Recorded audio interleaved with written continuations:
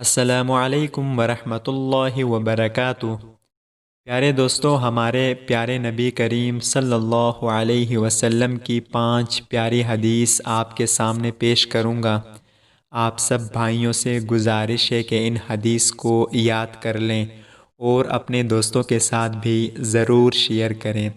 آپ سب دوستوں کا بہت شکریہ۔ بسم اللہ الرحمن الرحیم۔ نبی اکرم صلی اللہ علیہ وسلم نے ارشاد فرمایا، والد جنت میں داخلہ کا درمیانی یعنی سب سے عمدہ اور آسان دروازہ ہے۔ اب تم اس دروازے کو نافرمانی اور برے سلوک سے ضائع کر لو یا اطاعت و فرمان برداری سے اس کو محفوظ کر لو۔ رسول اکرم صلی اللہ علیہ وسلم کا ارشاد ہے، جو شخص یہ چاہتا ہے کہ وہ ایمان کا ذائقہ چکھ لے تو اسے چاہیے کہ وہ محض اللہ تعالیٰ کی رضا اور خوشنودی کے لیے مسلمان بندے سے محبت کرے۔ رسول اللہ صلی اللہ علیہ وسلم نے ارشاد فرمایا، جب بندہ نماز کے لیے کھڑا ہوتا ہے تو اس کے سارے گناہ لا کر اس کے سر اور کندھوں پر رکھ دیے جاتے ہیں۔ جب بھی وہ رکوع اور سجدہ کرتا ہے تو وہ گناہ اس سے گر جاتے ہیں۔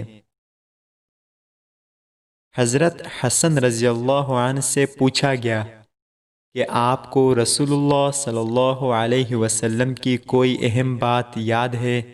تو انہوں نے جواب دیا کہ مجھے رسول اللہ صلی اللہ علیہ وسلم کی یہ بات یاد ہے، جو چیز تمہیں شک میں ڈالے اسے چھوڑ کر ایسی چیز اختیار کر لو جو شک و شبہ میں ڈالنے والی نہ ہو، کیونکہ سچائی باعث سکون و اطمینان ہے، جبکہ جھوٹ شک اور بے چینی کا سبب ہے۔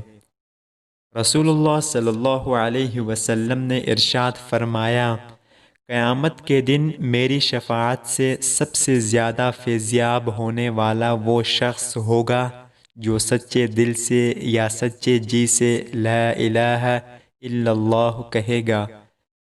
اللہ تعالی ہم سب کو ان پیاری حدیث پر عمل کرنے کی توفیق عطا فرمائے، آمین یا رب العالمین۔ السلام علیکم۔